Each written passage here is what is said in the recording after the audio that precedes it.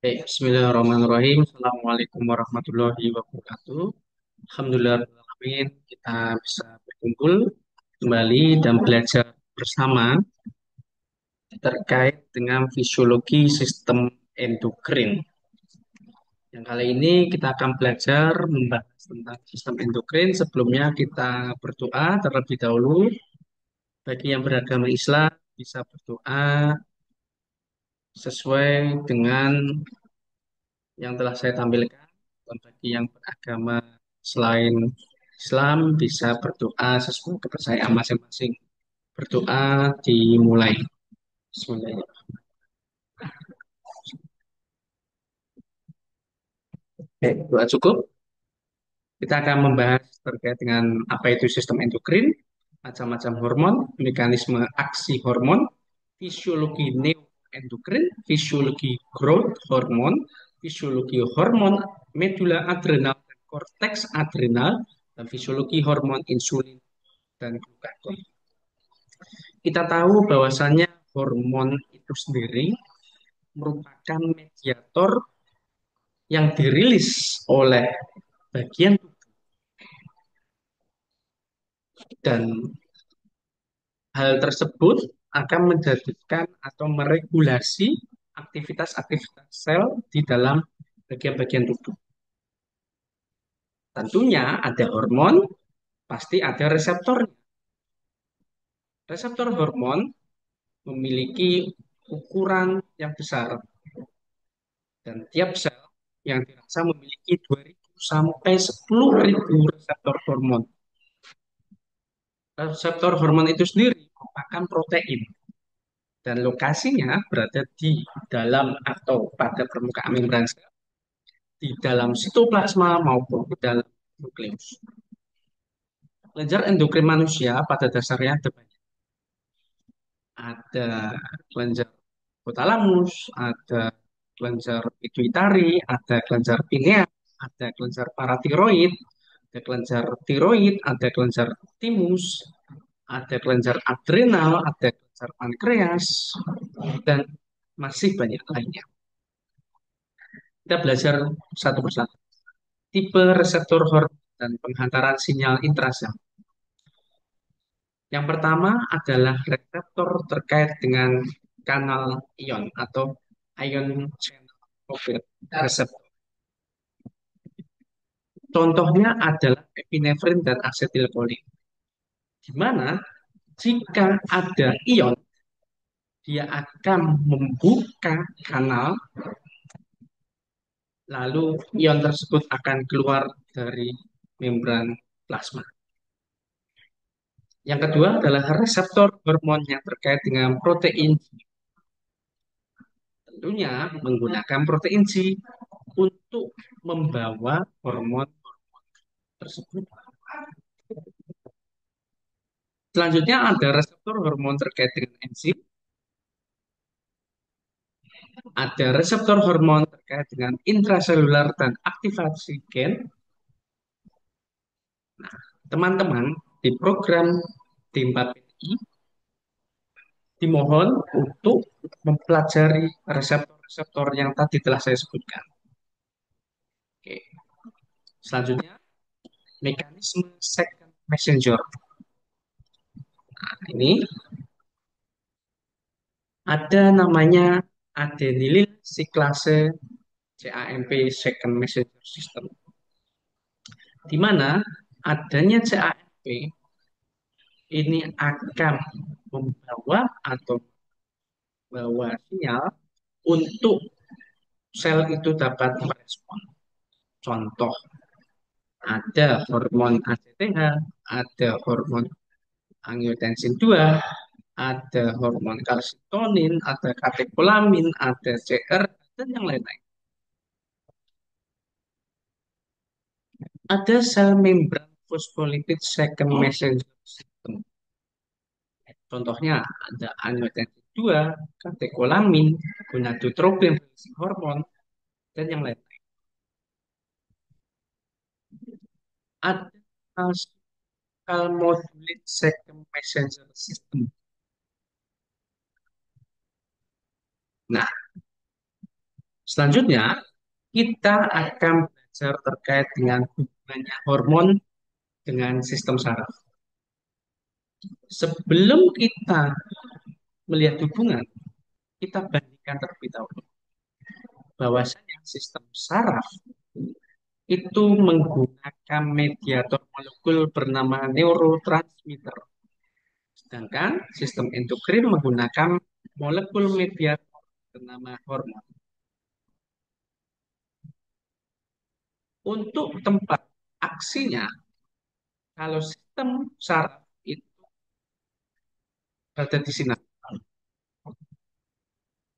Kalau endokrin sistem itu jauh dari tempat rilis yang awal. Tipe sel targetnya, kalau sistem nervous itu tipe sel targetnya adalah muscle, baik itu smooth muscle, cardiac muscle, atau skeletal muscle, ada sel, ada gland cell, ada neuron. Kalau sistem endokrin, sel yang through body. Selanjutnya, untuk nervous system, tipikal onset aksinya itu kurang dari milisecond, jadi cepat ya. Kalau endocrine system, second hingga hour, atau ada juga yang days atau berhari-hari. Durasi aksinya kalau sistem nervous itu milisecond, hampir cepat sekali. Kalau sistem endokrin itu general, longer, atau kebanyakan itu lama. Endokrin bagian dari komunikasi sel. Ada komunikasi sel direct communication, ada para communication, ada autocrine communication, ada endocrine communication, dan ada synaptic communication. Di mana menggunakan transmisi yang berbeda-beda. Kalau direct communication itu menggunakan gap junction, kalau paracrine menggunakan extracellular fluid, autocrine menggunakan extracellular fluid, kalau endokrin menggunakan bloodstream, kalau synaptic communication itu menggunakan sinaps. Chemical signalingnya juga berbeda.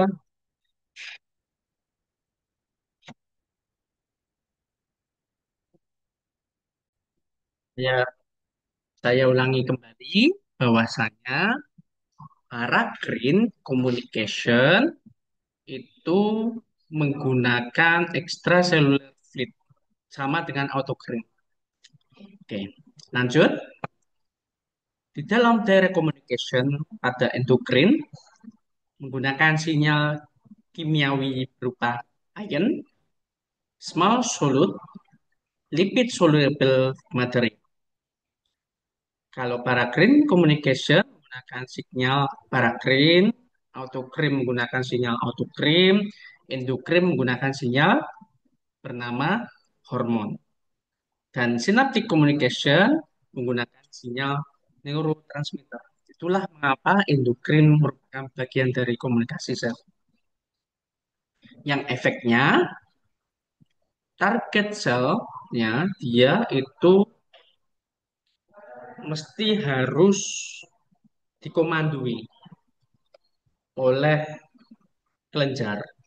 Jadi kalau kelenjar tidak mengeluarkan hormon, ya target sel tidak akan mendapatkan hormon tersebut. Seperti itu.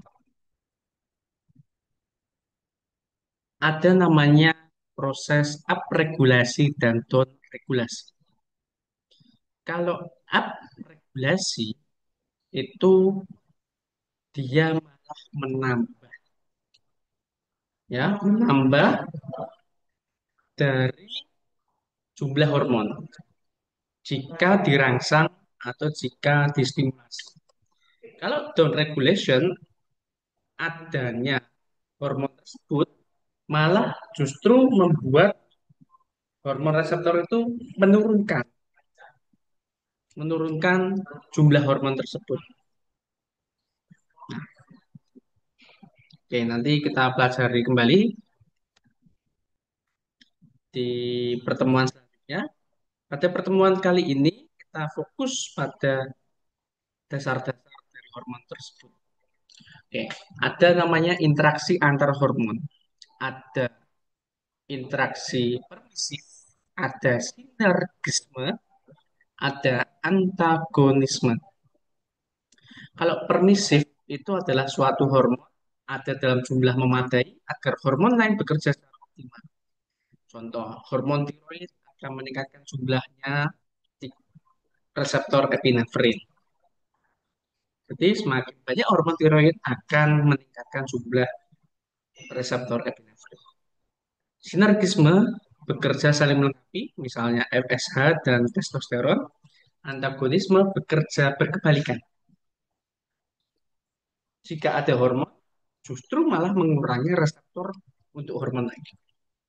Contohnya, progesteron menurunkan sensitivitas uterus pada estrogen. Ada sebutan lain yaitu umpan balik negatif atau feedback negatif. Nah, feedback negatif ini akan terjadi ketika sudah di plasma ini hormonnya sudah tercapai target. Sehingga kalau sudah terpenuhi kebutuhannya, akan ada umpan balik negatif agar tidak terlalu berlebihan hormon tersebut di dalam plasma tubuh kita, plasma darah kita. Yang selanjutnya ada refleks neuroendokrin. Pada beberapa kondisi dibutuhkan peningkatan sekresi hormon secara mendadak. Contoh, misalnya ketika kita stres, kita akan meningkatkan sekresi hormon kortisol atau hormon epinefrin oleh medula adrenal karena apa? Stimulasi dari sistem saraf simpatis itu yang tiba-tiba mendadak terstimulasi. Ada namanya irama sirkadian.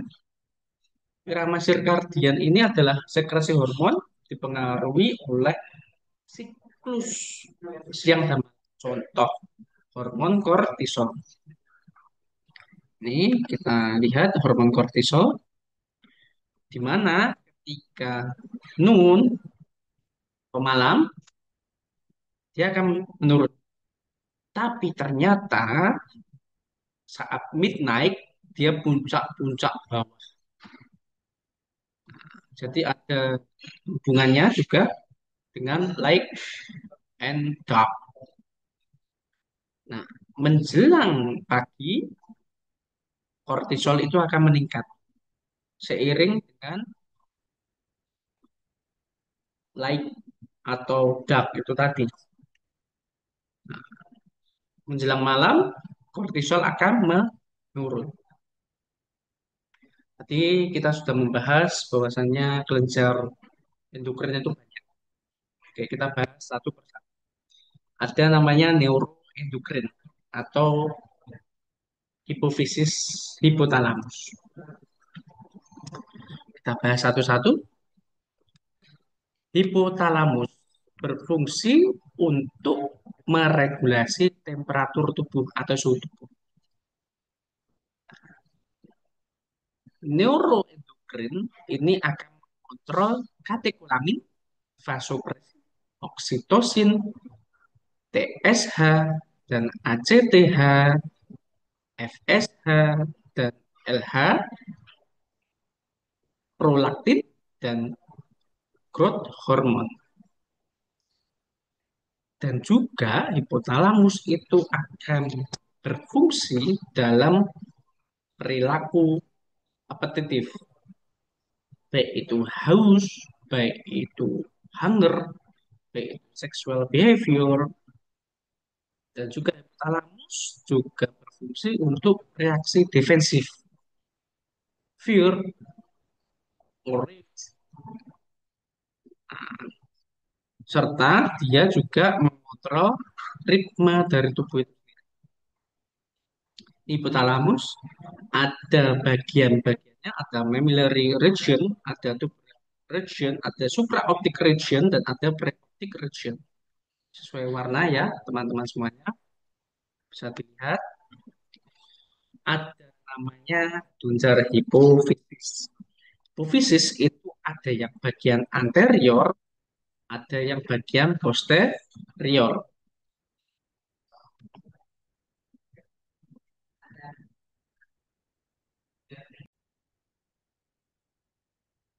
Hipofisis memiliki dua lobus yang tadi sudah saya sebutkan. Ada lobus anterior, bagian sini, dan ada lobus posterior.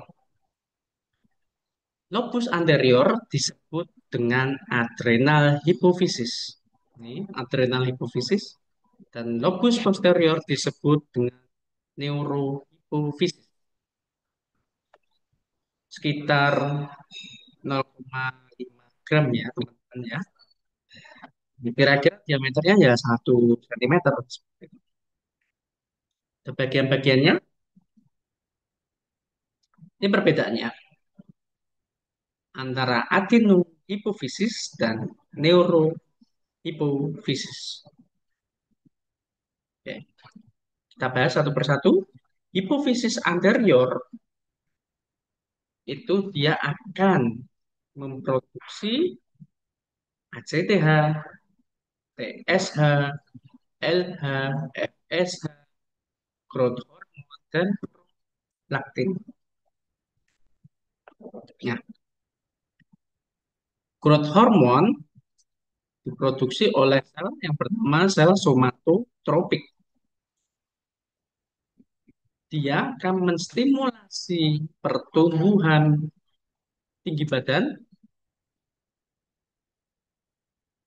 maupun sel-sel tubuh lainnya, menstimulasi sekresi dari insulin like growth factor 1, menstimulasi lipolisis atau pemecahan lemak, menstimulasi menginhibisi dari insulin, karbohidrat, dan lipid metabolisme. Jadi dia akan menginhibisi kerja dari insulin untuk metabolisme karbohidrat dan lemak. Ada namanya ACTH atau kita sebut dengan kortikotropin. Selnya yang mengeluarkan adalah kortikotropin. Dia menstimulasi produksi dari glukokortikoid dan androgen di korteks adrenal. Jadi adrenal atas, renal itu ginjal. Jadi di atasnya ginjal itu ada kelenjar kecil namanya adrenal. Lanjut, ada hormon TSH, thyroid stimulating hormone. Selnya adalah tirotropik. Dia menstimulasi produksi hormon tiroid melalui folikuler sel tiroid. Ada hormon gonad,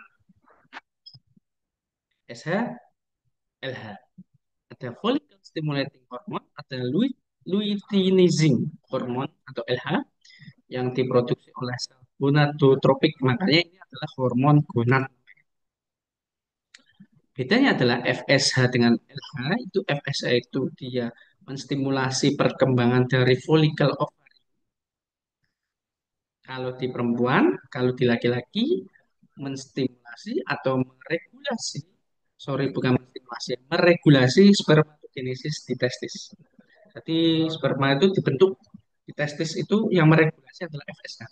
Jadi jangan pernah berkata atau berpikir bahwasanya FSH ini adalah hormon khusus untuk perempuan. Lanjut, hormon luteinizing atau LH hormon.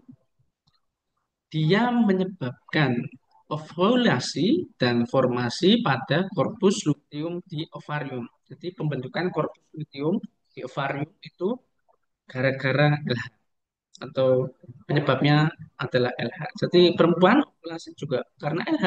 Gitu.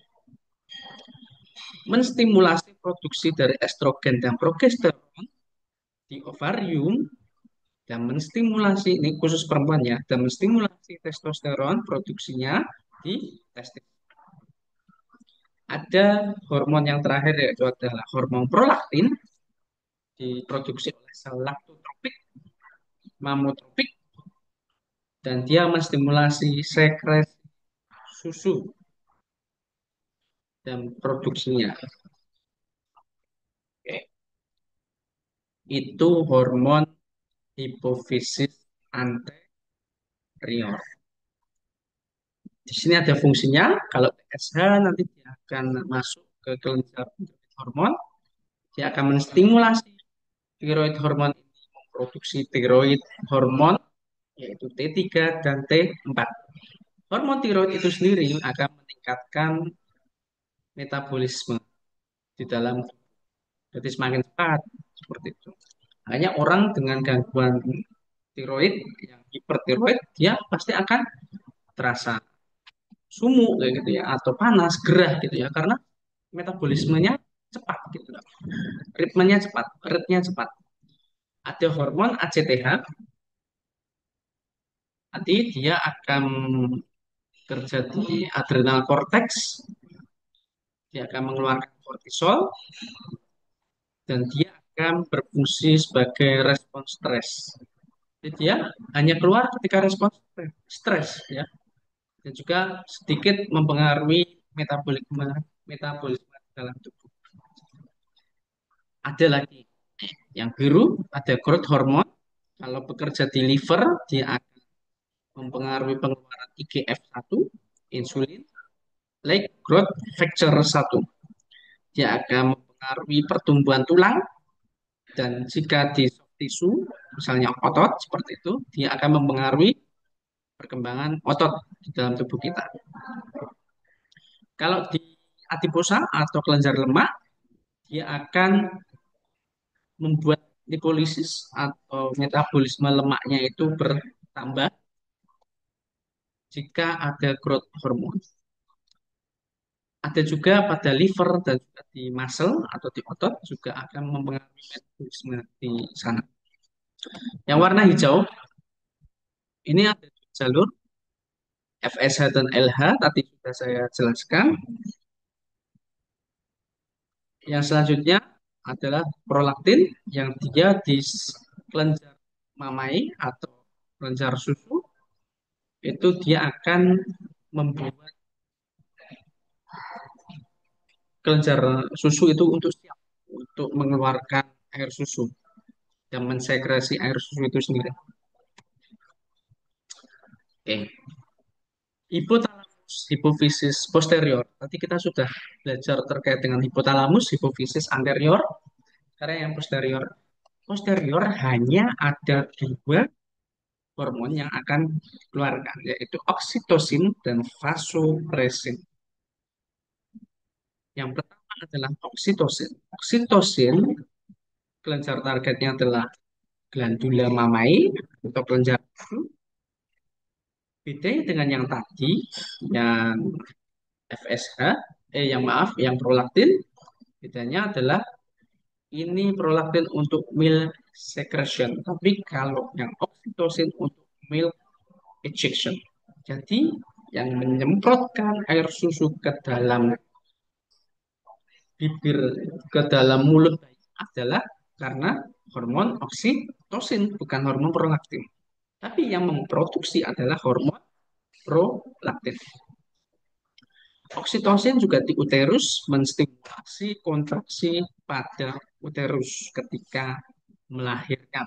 Ketika saat melahirkan, oksitosin diberikan untuk membantu agar uterus itu terus berkontraksi. Ada namanya hormon vasopresin. Vasopresin ini jika berada di kidney atau di renal seperti itu ya, dia akan meningkatkan permeabilitas dari distal dan kolektus tubulus untuk permeabilitas dari air itu sendiri.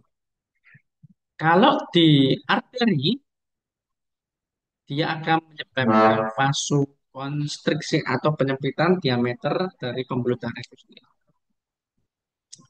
Ini contoh yang inhibit ya, atau negatif feedback ketika ada stres, ketika kita stres gitu ya, banyak pikiran gitu ya, atau banyak tekanan misalnya, hipotalamus akan memfeedback positif untuk meningkatkan namanya corticotropin releasing hormone.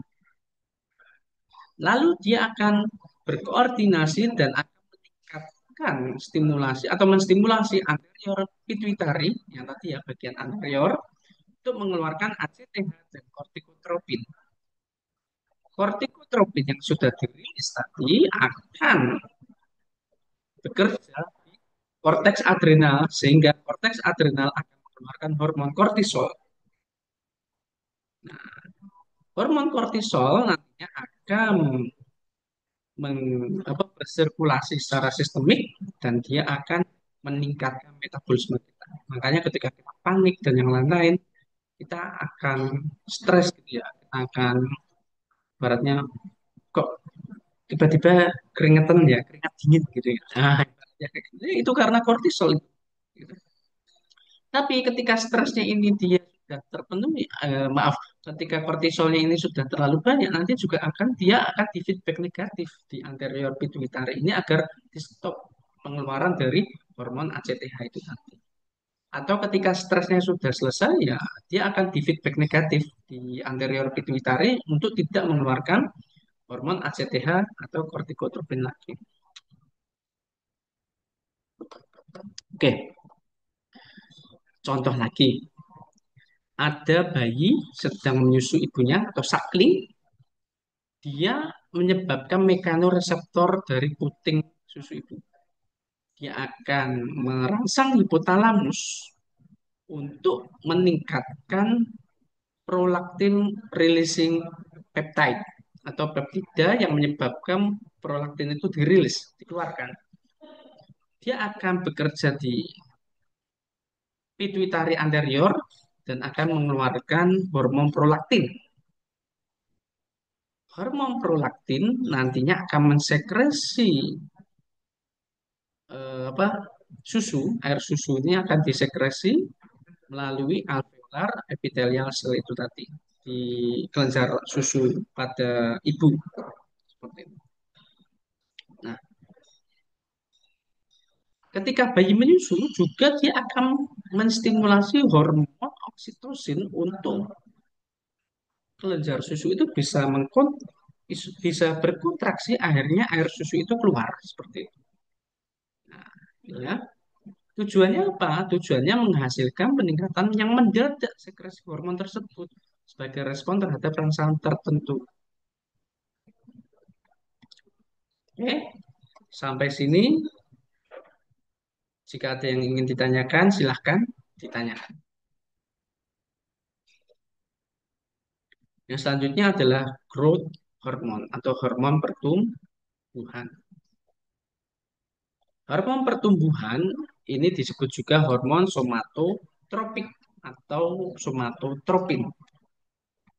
Ini ya, mempengaruhi faktor-faktor yang mempengaruhi hormon pertumbuhan. Yang pertama adalah penentuan genetik, diet yang memadai.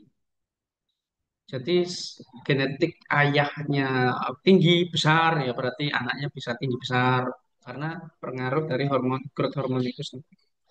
Diet yang memadai otomatis jika kita makan yang bergizi ya tentunya growth hormonnya akan terus terstimulasi dikeluarkan dan berkualitas. Bebas dari penyakit kronik dan lingkungan penuh stres. Jadi sebenarnya kalau kita berada di lingkungan stres itu kita tidak bisa berkembang. Karena apa? Hormon growth hormonnya ini dia akan tidak terstimulasi dengan baik. Reseptornya ya next saja. Ini tadi sudah saya cara di awal.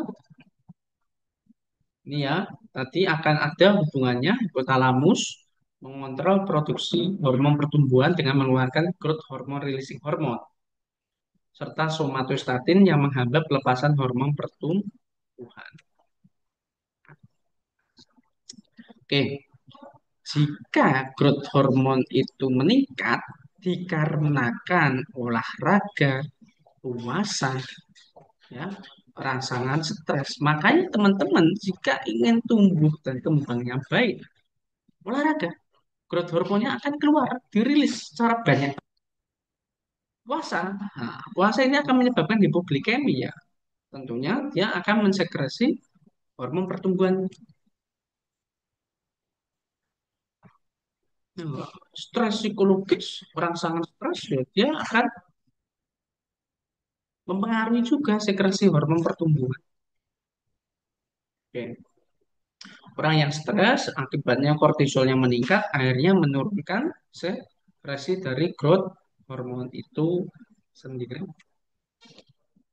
Efek peningkatan laju sintesis protein, ada juga efek ke karbohidrat, lemak, dan penurunan tingkat penggunaan glukosa di seluruh tubuh. Ada peningkatan laju sintesis protein. Nah, ini kan di dalam sel itu ada sintesis protein ya. Dia akan meningkatkan transportasi asam amino sehingga wis yang cepet cepet cepet akhirnya pertumbuhan akan sepesat gitu. Nah, itu kalau misalnya orang dengan diet yang baik terus tanpa stres gitu ya, dia akan meningkatkan meningkatkan ini yang baik-baik ini juga seperti itu. Meningkatkan terjemahan RNA, semakin cepat diterjemahkan semakin cepat disintesis protein, meningkatkan transkripsi nuklir DNA, menurunkan katabolisme protein dan asam amino. Jadi growth hormone akan menurunkan katabolisme protein dan asam amino. Efek pada metabolisme karbohidrat dan lemak, dia bersifat diabetogenik karena meningkatkan pengeluaran glukosa hati dan juga bersifat ketogenik karena meningkatkan kadar asam lemak bebas dalam darah. Yang selanjutnya ada penurunan tingkat penggunaan glukosa di seluruh tubuh. Hormon pertumbuhan akan mengurangi pemanfaatan karbohidrat. Hormon pertumbuhan akan kebutuhan insulin dan karbohidrat untuk aksinya dan mempromosikan pertumbuhan untuk hormon pertumbuhan itu sendiri. Efek langsung ya jelas ya, sintesis protein menjadi cepat, pertumbuhan epifisis, epifisis itu tulang ya. Di bagian tulang itu ada epifisis itu juga cepat, meningkatkan lipolisis, pemecahan lemak gitu ya, menurunkan kepekaan insulin gitu ya. Nah, growth hormone tidak bisa menurunkan kepekaan insulin ya. Ada retensi Na juga ya, dan yang lain. Sintesis IGF-1 atau insulin growth factor dihasilkan di banyak jaringan. Awalnya disebut somatomedin gitu ya. Produksi IGF-1 dikontrol oleh sejumlah faktor di luar GH termasuk status gizi, usia, dan faktor spesifik lainnya. Ya. Semakin ya usianya semakin tua kayak gitu ya, produksi IGF-nya akan menurun sehingga tidak ada pertumbuhan lagi. Semakin status gizinya kurang baik, ya IGF-nya akan menurun produksinya sehingga pertumbuhan akan tidak baik juga. Faktor spesifik jaringan lainnya, inflamasi, infeksi dan yang lain. Makanya anak yang tidak diberikan ASI dengan baik, akhirnya imunitasnya tidak baik, akhirnya terus-menerus terkena infeksi, misalnya berulang kali terkena infeksi, dia akan menyebabkan penurunan dari produksi IGF, sehingga pertumbuhannya pasti akan terganggu. Ya, teman-teman semuanya, perbandingan insulin dan faktor pertumbuhan mirip insulin. Insulin like growth factor 1 dan 2. Ya, ini pada anak-anak pertambahan tingginya ini ya 25 sampai 25 cm per tahun ya. Pada anak perempuan akan meningkat kembali di usia 12 tahun. Tapi akan menurun di usia 14 tahun sudah mulai menurun, 16 tahun sudah dan 18 tahun sudah tidak ada pertumbuhan lagi. Sedangkan anak laki-laki itu baru dimulai di usia 12 tahun dan puncaknya di usia 14 tahun, 15 tahun. Akan menurun hingga usia 20 tahun. Sama ya. Nah, sehingga mengapa kok anak perempuan itu tumbuhnya lebih cepat di usia 12 tahun dan anak laki-laki itu akan menyusul tingginya kayak gitu ya. Ya, ini jawabannya karena usia anak perempuan 12 tahun kayak gitu dengan 14 tahun nanti untuk pada anak laki-laki ya akan berbeda pertumbuhan. Bukan tertinggal ya, tetapi ya memang dari teori growth factor itu meningkat di usia 12-13 tahun. Oke. Selanjutnya, hormon pertumbuhan akan merangsang pertumbuhan tulang dan tulang rawan. Sehingga akan pembentukan tulang serta merangsang aktivitas osteoblas. Jadi kalau proliferasi tulang rawan epifisisnya ini baik, karena IGF-1, ya pembentukan tulangnya akan semakin baik, akan semakin cepat, akan merangsang dari aktivitas osteoblas. Osteoblas ini fungsinya untuk pertumbuhan sel-sel tulang, kalau osteoklas itu untuk degradasi sel-sel tulang. Oke, ada namanya kelainan hormon pertumbuhan dwarfisme, kekurangan sekresi hormon pertumbuhan.